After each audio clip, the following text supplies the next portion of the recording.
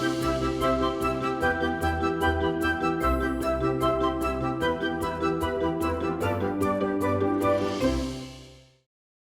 जो गिरावट में लोग थोड़ा सा घबरा करके एसआईपी बंद कर देते हैं, या जब जब गिरावट आती है, मेरे पास भी बहुत सारे फ़ोन आते हैं कि अब तो पोर्टफोलियो घट रहा है, क्या बेच दे तुरंत, क्या निकल जाए। इसको आप कितना गलत मानती हैं, और क्या गिरावट के अंदर एसआईपी बढ़ानी चाहिए या एसआईपी बंद कर देनी चाहिए? ये बहुत लोगों के अंदर एक ये प्रथा हमने देखी है कि जब बाज़ार में गिरावट आती है तो लोग अपनी एसआईपी बंद करा देते हैं, लेकिन कोविड के टाइम पे जिन्होंने एसआईपी की होगी, आज उनके पास ठीक ठाक बड़ा अमाउंट उन्होंने इकट्ठा कर लिया होगा। आपका क्या सजेशन रहेगा हमारे दर्शकों के लिए? सबसे पहले तो विपुल जी, मैं यहाँ ये एक चीज करेक्ट करना चाहूंगी लोगों की सोच में कि एसआईपी एक ऐसा टूल है जिससे आप टाइम नहीं कर सकते कि मार्केट गिरा तो मैं शुरू करूं, जिसे हम बाइंग अपॉर्चुनिटी कहते हैं। मैं बाइंग अपॉर्चुनिटी कहूंगी उस निवेश को जो लमसम है। अगर आपके पास लमसम पैसा पड़ा है तो ये आपके लिए बाइंग अपॉर्चुनिटी है, आप तुरंत मार्केट में निवेश कर सकते हैं। बट अगर आप एसआईपी करना चाहते हैं तो उसके लिए कोई टाइमिंग नहीं है। आपने अगर कोविड की टाइम शुरू करी होगी या उसके पहले से करते आ रहे होंगे, तो आपके जो एसआईपी के टेन्योर को अप एंड डाउन दोनों देखने को मिलेगा। सो मेन इम्पॉर्टेंट कि जो मार्केट के साइकिल्स हैं वो आपके एसआईपी को महसूस करने होंगे, उसके उस दौर से गुजरना होगा, तब आप एवरेजिंग का जो बेनिफिट है वो इसमें बना पाएंगे। इसलिए मार्केट गिरने पे आप एसआईपी शुरू करें, बाइंग अपॉर्चुनिटी समझें, और मार्केट ऊपर हो तब आप उसे बंद करने की सोचें या प्रॉफिट बुक करने की सोचें, तो आप कभी भी एसआईपी में एवरेजिंग का बेनिफिट नहीं उठा पाएंगे। SIP is a game of patience. आपने जो टेन्योर सोच लिया है निवेश करने का, उस टेन्योर में आप बने रहें पेशेंटली, और उसमें से पैनिक करके मार्केट की चाल के तहत डिसीजंस ना लें। ये मेरी गुजारिश होगी। अगर एसआईपी में आपको पैसा बनाना है तो अप एंड डाउन से ना घबराएं। कोरोना में जिन्होंने लमसम इन्वेस्ट किया, कोविड पीरियड में मार्केट्स इतने करेक्ट हुए, आपने अगर लमसम इन्वेस्ट किया तो उसकी वैल्यू बहुत ज्यादा है। और एसआईपी जिनकी पहले से चल रही थी या नई भी शुरू करी, उन्होंने भी फायदा किया, बिकॉज उन्होंने दो cycle of up and down देख लिए।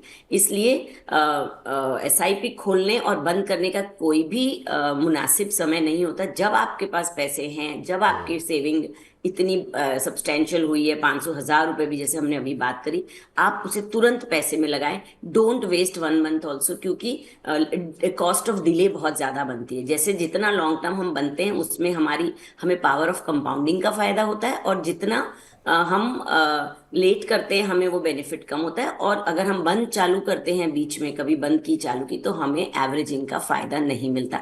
हम विपुल जी, मुझे लगता है इसके लिए एक अलग से पूरा शो रख सकते हैं फॉर द कैलकुलेशन कि किस तरीके से एनएवी कम और ज्यादा होने से आपकी यूनिट्स के एक्यूमुलेशन पे फर्क पड़ता है।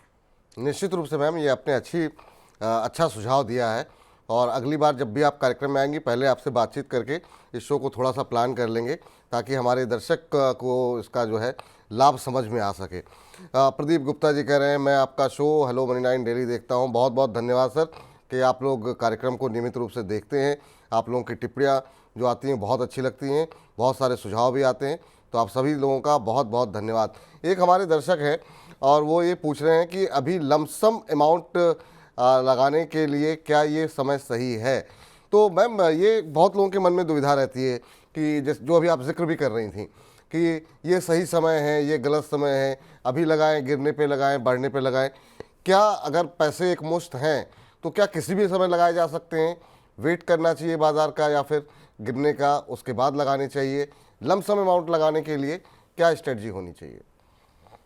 देखिए, जो फिलहाल मार्केट कंडीशंस चल रही हैं, जो वोलेटिलिटी लगातार बनी हुई है, उसमें आप जिस दिन आपका मार्केट ज्यादा करेक्शन देखे और आपके पास अपॉर्चुनिटी है कि आप 2 बजे के पहले निवेश कर सकते हैं, तो आप जरूर लमसम कर लें। वरना मुझे लगता है एक स्टैगर्ड तरीके से निवेश करेंगे कि अगले 6 महीने तक आप अपने पैसे को इक्विटी की तरफ एक्सपोज करें, तो ये बेटर स्ट्रैटेजी होगी, ताकि आपको मार्केट के जो चाल है हर महीने जो बदल रही है उसका बेनिफिट भी मिल पाए।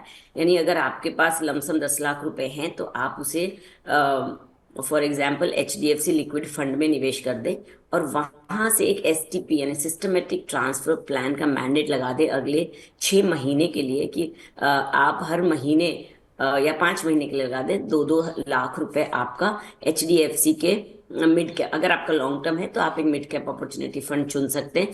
तो आपका आपके पास से तो लमसम चला गया पैसा, यानी आपका सेविंग अकाउंट में से HDFC लिक्विड अकाउंट में वो पैसा ट्रांसफर लमसम हो जाएगा।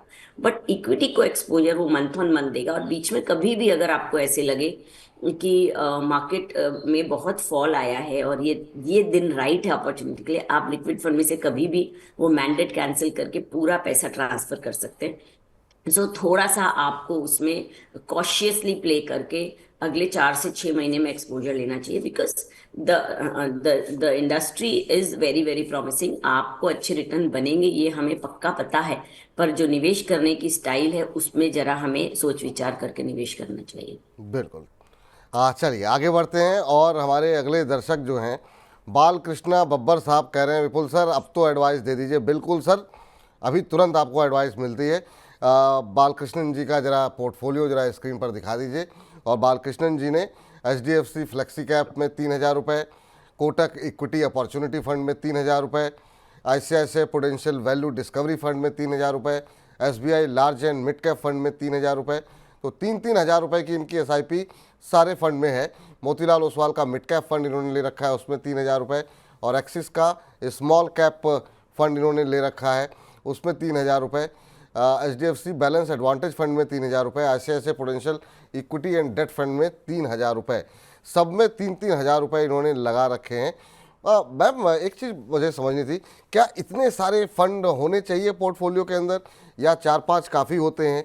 अब इन्होंने फ्लेक्सी कैप है इनके पास, इक्विटी कोटक का इक्विटी अपॉर्चुनिटी फंड है, SBI का large and mid cap fund है, ICICI वैल्यू डिस्कवरी फंड है, एक्सिस का स्मॉल कैप फंड है, मोतीलाल का मिड कैप फंड है, HDFC का बैलेंस एडवांटेज फंड है, और ICICI इक्विटी और डेट फंड में करीब जो है इन्होंने 3-3 हज़ार रुपये लगा रखे हैं, यानी करीब 8 फंडों में 3,000 रुपये ये लगा रहे हैं।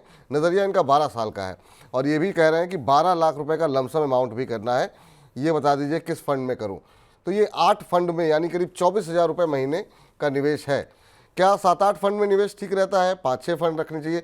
एक आदर्श पोर्टफोलियो में कितने म्यूचुअल फंड में पैसे लगाना सही रहता है? विपुल जी, वैसे तो 7-8 फंड में निवेश कर सकते हैं, कोई परेशानी वाली बात नहीं है, स्पेशली अगर आपके गोल्स डिफरेंट टाइम फ्रेम के हैं। जैसे फॉर एग्जांपल इनके पास बैलेंस एडवांटेज फंड और बैलेंस फंड भी ICICI प्रू का इक्विटी एंड डेट फंड, जिनमें डेट भी है। तो इस तरह के जो फंड्स हैं हम रेकमेंड करते हैं नॉर्मली, जिनका 3 to 7 years तक का होराइजन होता है, जिसमें बहुत ज़्यादा हम 100% मार्केट की रिस्क नहीं लेना चाहते। हम चाहते हैं कि आपका निवेश हमेशा आपको पैसा बना के दे। तो शॉर्ट टर्म के जो हमारे गोल्स होते हैं उसके लिए कई बार हम ये एग्रेसिव से हट के थोड़े मॉडरेट और कंजर्वेटिव इन्वेस्टमेंट्स लेते हैं। तो और कुछ हमारे गोल्स लंबे होते हैं, हमारा रिटायरमेंट अगर 20 से 25 साल दूर है तो हम चाहते हैं उसमें एग्रेसिव फंड्स हो। तो एक दो अलहदा पोर्टफोलियो बन जाते हैं एक ही इन्वेस्टर के। शॉर्ट टर्म गोल्स के लिए वो थोड़ा कंजर्वेटिव बना देते हैं और लॉन्ग टर्म के लिए अग्रेसिव। सो अगर और फिर ऐसे दो पोर्टफोलियो को जब मिला जुला के देखेंगे तो पता चलता है कि 8 से 10 फंड्स बन चुके हैं, विच इज़ ओके। यहाँ इन्होंने बहुत अच्छे से डाइवर्सिफाई किया, और मुझे डेफिनेटली लगता है कि इन्होंने ये जो पोर्टफोलियो बनाया है ये अलग अलग टाइम फ्रेम के गोल्स से बनाया होगा, तभी इसमें सभी तरीके के large cap, mid cap, small cap, balance advantage, hybrid सभी कुछ है। तो बहुत अच्छा बालकृष्ण जी ने अपना पोर्टफोलियो बनाया है।